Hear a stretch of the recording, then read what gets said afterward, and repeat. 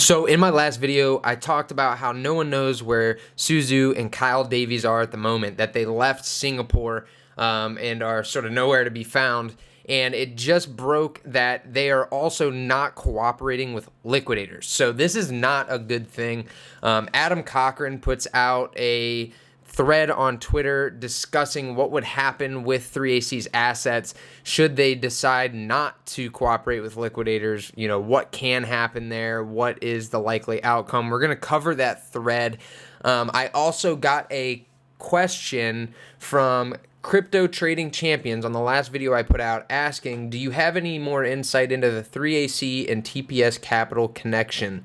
Some of this capital has been sent over to TPS to invade creditors, ? At the time, I didn't know much about that situation. However, I did some digging, and I think that the next step in this 3AC story takes us to TPS Capital. I think there's a lot here, so we're going to also cover that.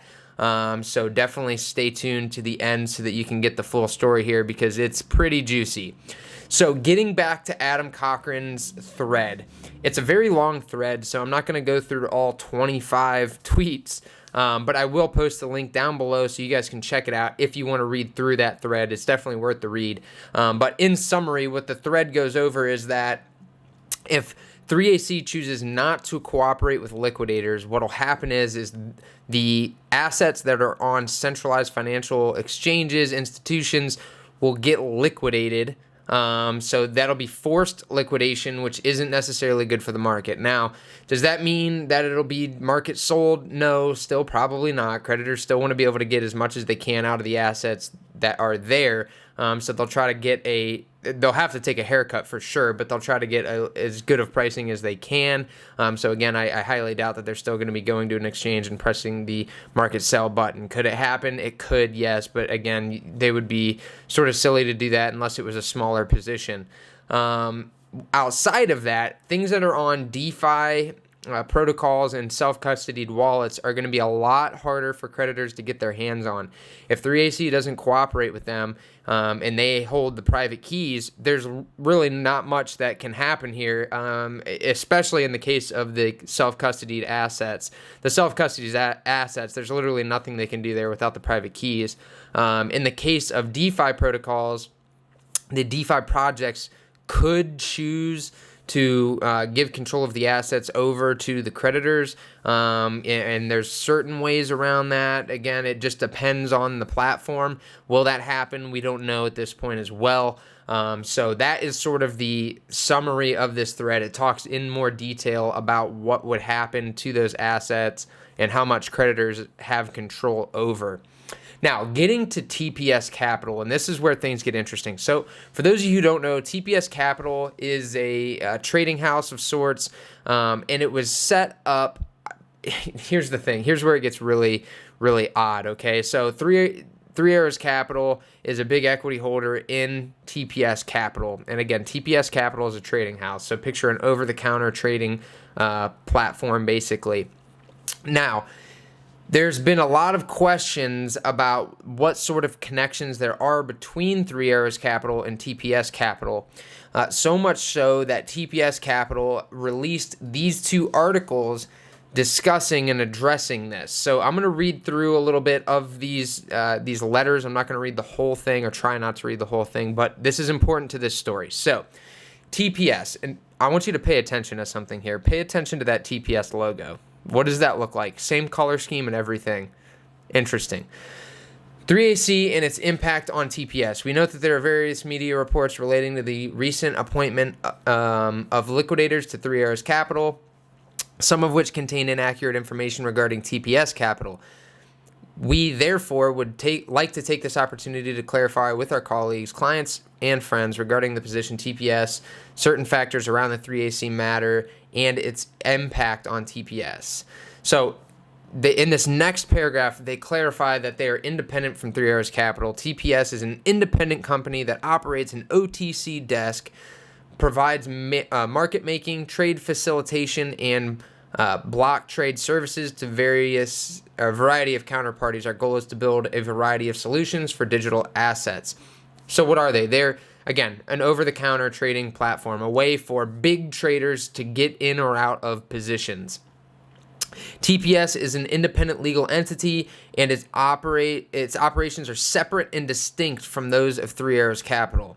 So they keep talking basically about how independent they are from 3A's Capital. That's basically what this whole letter is about. They note that 3A's Capital is an equity holder in TPS, but that they are independent. They want to make that abundantly clear that they're independent. And so this is the second page of that same article. Again, I'll include links to these as well down below, so you can find those down there if you want to read it for yourself. But where I want to read is what the current situation is. That's going to be the next spot that I jump to. So it says, recent media coverage has painted TPS as in an ambiguous light, so we decided it was time to make a public statement to set the record straight. We want to be clear. TPS is not currently in communication with 3AC or its principals, and has not been in communication since before the appointment of liquidators to 3AC. As with other 3AC counterparties, our calls and messages are being left unanswered. TPS intends to be open and transparent with everyone involved at the situation levels, or as the situation evolves, and we'll continue to work as we we'll continue the work we set out to do. We have also engaged legal counsel to help us navigate the situation arising out of liquidation of 3AC. So they talk about being caught off guard by 3AC's situation. Now, my speculative thoughts around TPS and 3AC, for one, again, guys, these logos literally have the same color scheme. Now, that it's just a logo, so, there's nothing damning about a logo, but the logo, again, the color scheme being the same is quite interesting to me. What I think is going on here is that Plan B for Suzu and Kyle Davies has been put in place, okay? And I think it would be super naive to think that 3A's Capital, Kyle Davies, and Suzu didn't have a Plan B if something like this were to happen.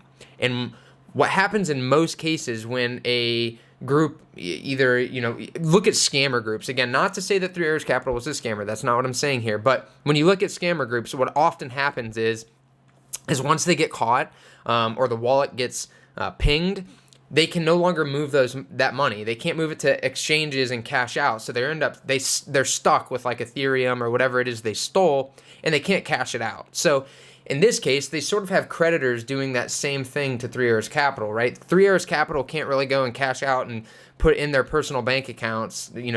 Kyle Davies and Suzu can't cash out to their personal bank accounts and keep that money. They're sort of in a state now where they can't really go to a centralized exchange and cash out anymore. They just can't. Anything they cash out will get paid to creditors.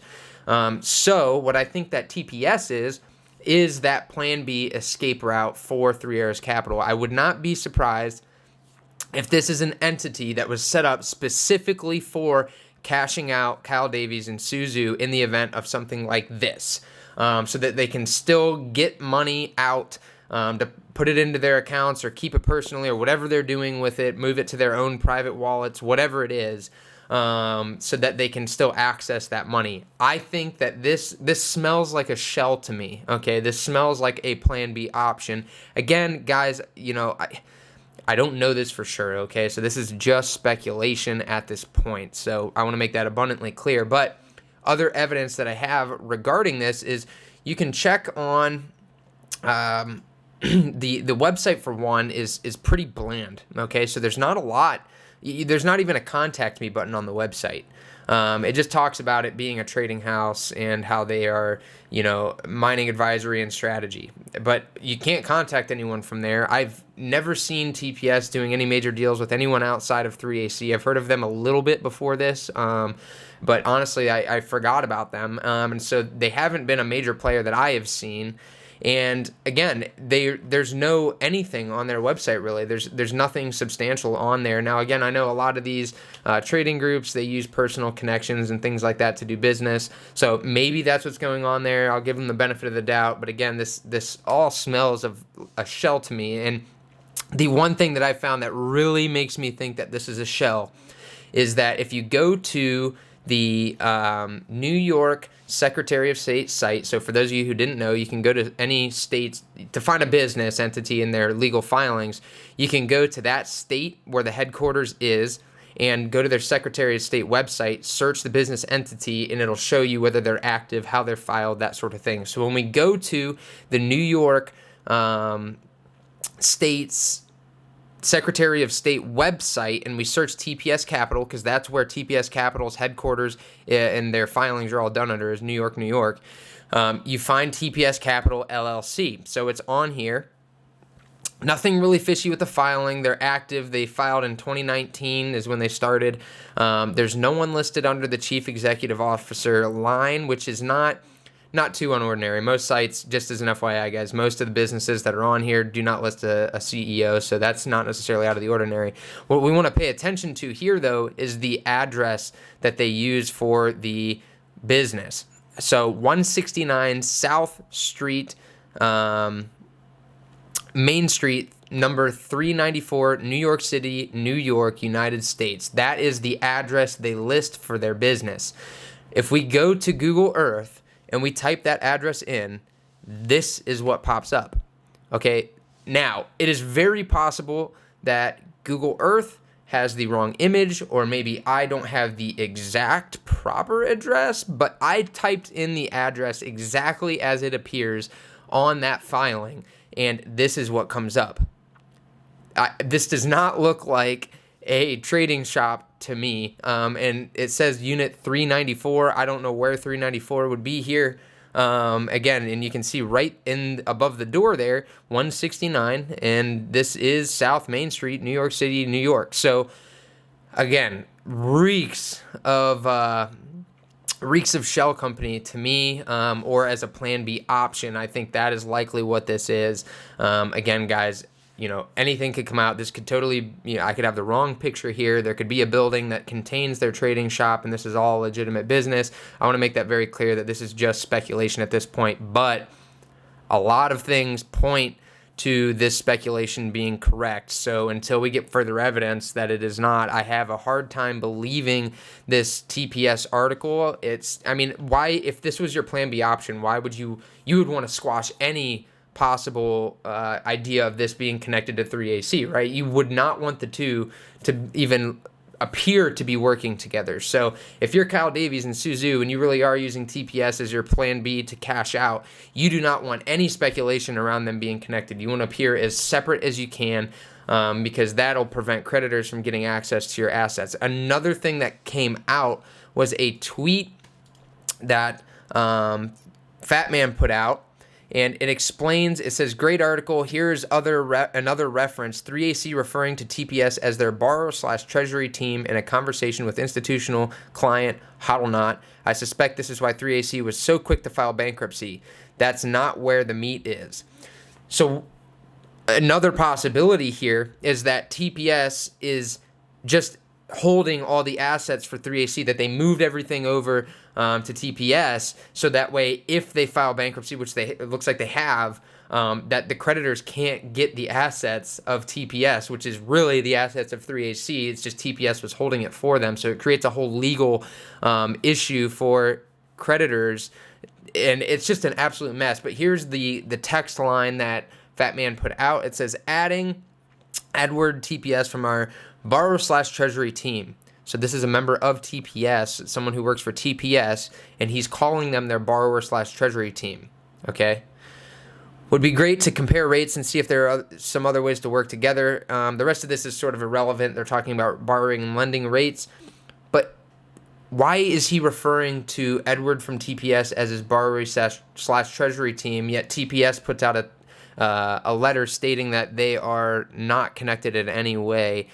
Very odd. Again, it seems too obvious that they're connected here, and it seems like a company where they are storing their assets is sort of like a safe haven in the event of this exact situation. So I'm going to continue to follow this whole TPS situation because I think it's where the 3AC story continues to take us.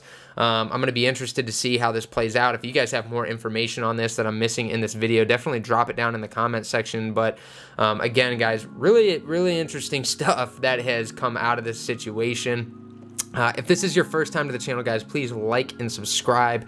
With that being said, I will catch you guys next time.